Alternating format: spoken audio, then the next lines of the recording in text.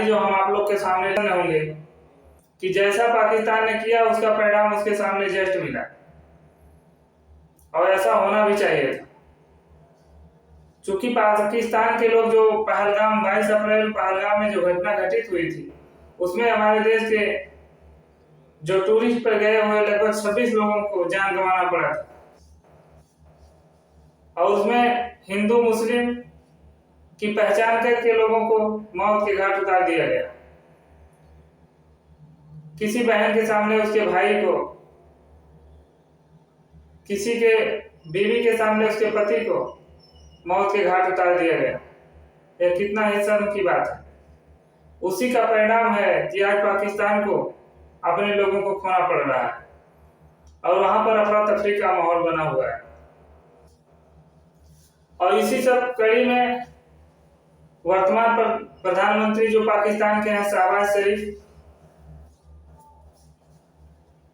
उनको समझाने के लिए उनके भाई जो लंदन में रहते हैं नवाज शरीफ, पूर्व प्रधानमंत्री जो पाकिस्तान के थे, समझाने के लिए अपने देश पाकिस्तान वापस लौट आए। अपने भाई को मुसीबत में घिरता देख करके दूसरा भाई समझाने के लिए पाकिस्तान वापस लौट आया और कूटनीति स्तर पर वर्क करने के लिए सचेत किया है, समझाया है कि कूटनीति स्तर पर काम करिए। क्योंकि उसने अपने बयान में यह भी कहा कि 28 मई 1998 ईस्वी में हमने 5 परमाणुओं का परीक्षण किया था। इसके बाद वाजपेयी साहब यहाँ आए और हमारे और उनके बीच जो समझौता हुआ, हमने उस समझौते का पालन नहीं किया, उसका उल्लंघन किया। यह हमारी सबसे बड़ी गलती थी। और उसने यह भी कहा कि जो हमें कारगिल के युद्ध में और जो एक दो वहां पर युद्ध हुए, जो भारत हमारा विजयी हुआ, इस कारण से हमारे यहाँ के लोग हमारी सरकार को उखाड़ फेंके हैं। हमारी कमी यही थी। चूंकि दोस्तों आपको बता देना चाहते हैं कि पाकिस्तान में भी कुछ ऐसे लोग हैं जो वहां के लोग को शांतिपूर्वक नहीं रहने देना चाहते हैं। हर देश में सारे लोग बुरे नहीं होते हैं, कुछ होते हैं, उनके विचार और मन में हर समय यही रहता है कि हर समय दोनों देशों के बीच मनमुटाव बढ़ता है। क्योंकि उनकी जो राजनीतिक रोटियां होती है ना, उसी से चलती।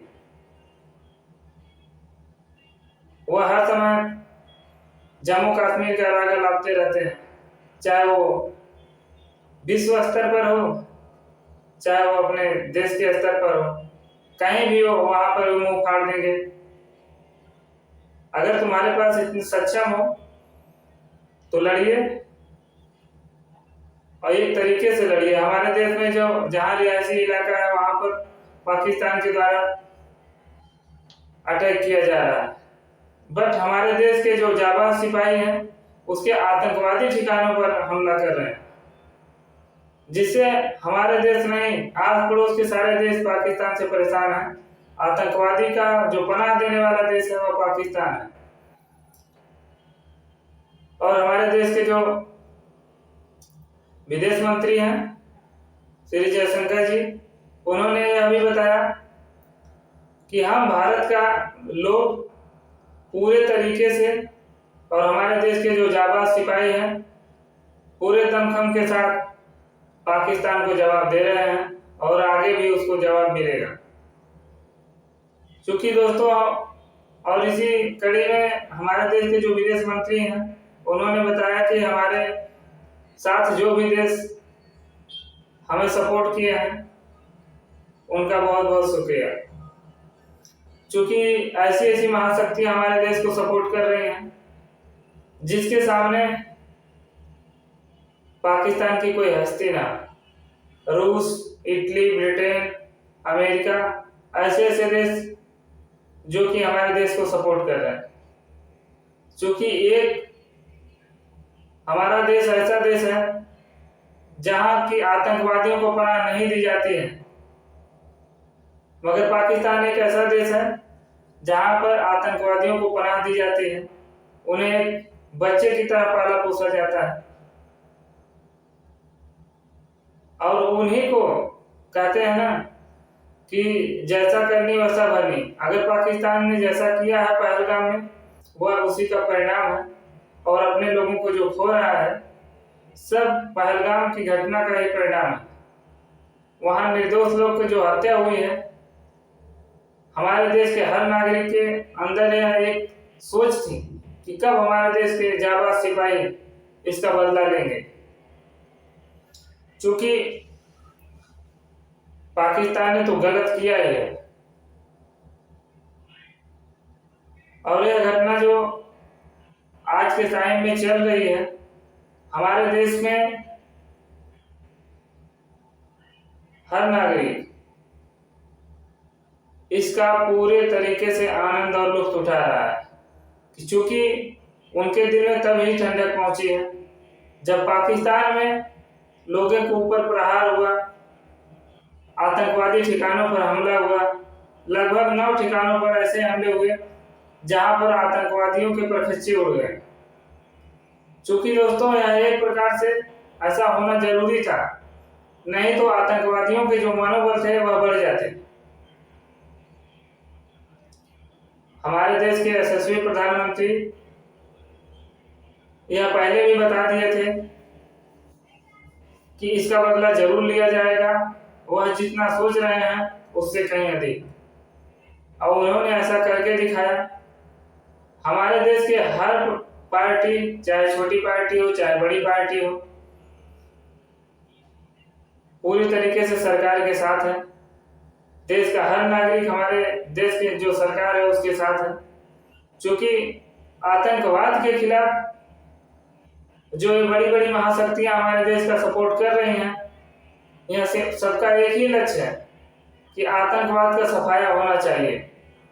और आतंकवाद का जो मेन जन्मदाता है वो पाकिस्तान है।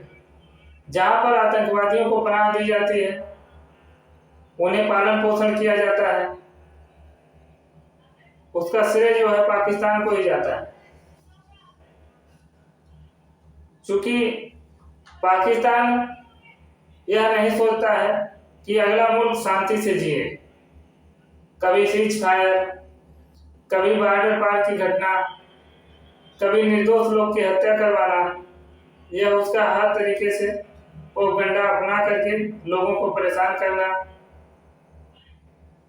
जो शर्त और नियम लागू होते हैं वह उसका पालन नहीं करना जानता है और उसका यही परिणाम है आज वह भुगत रहा है।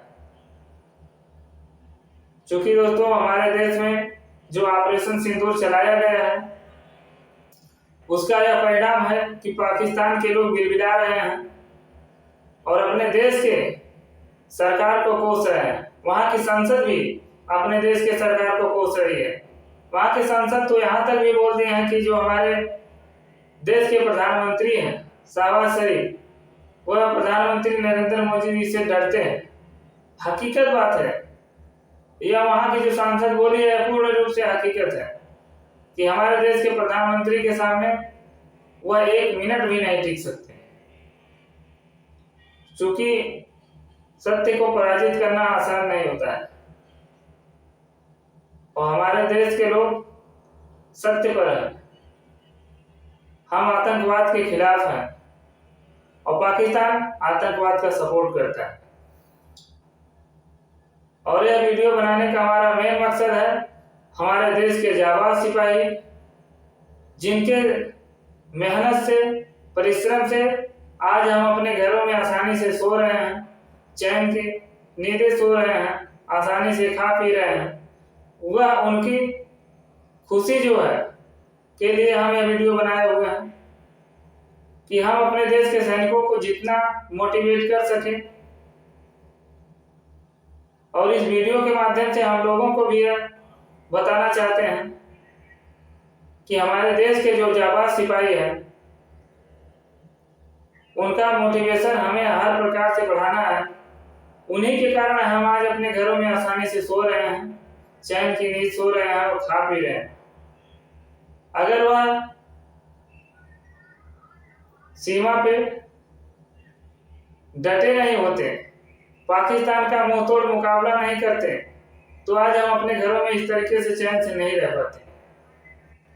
इसके लिए हम सारे भारतवासियों को, अपने देश के जाबाज सिपाहियों को हर प्रकार से सम्मान देना चाहिए, चाहे वो किसी भी तरीके से सफर में मिले या कहीं भी मिले। और इस कहानी पर और इस पूरे घटना पर और कोई अपडेट मिलेगी हमें तो हम आप तक जरूर पहुंचाएंगे वीडियो के माध्यम से। नमस्कार।